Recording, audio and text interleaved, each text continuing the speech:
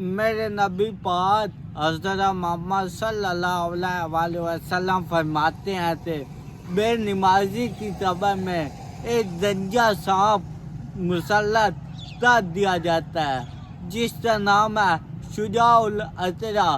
فرماتے ہیں کہ اس کے ناخن لوہے سے ہوتے ہیں اور جب وہ بے نمازی تو ڈستا ہے فرماتے ہیں کہ اس کی زہر اتنی ہوتی ہے 1000 سال تک اس کی زہر نہیں جاتی، اور فرماتے ہیں کہ وہ ایک دفعہ نہیں ڈستا، جب وہ جس نے فجر نہیں پڑھی زور تک ڈستا رہتا ہے، جس نے زور نہیں پڑھی وہ عصر تک، جس نے عصر نہیں پڑھی مغرب تک، جس نے مغرب نہیں پڑھی عشاء تک۔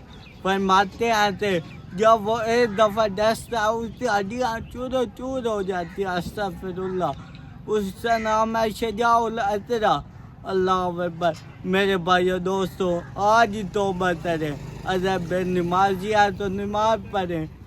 آج دیکھتے دنیا کے اندر ہمیں دوستوں کے لیے ٹائم ہے، موبائل فون کے لیے ٹائم ہے، ٹیلی ویژن کے لیے ٹائم ہے، ہر چیز کے لیے، کاروبار کے لیے ٹائم ہے، لیکن ٹائم نہیں ہے تو افسوس نماز کے لیے نہیں ہے۔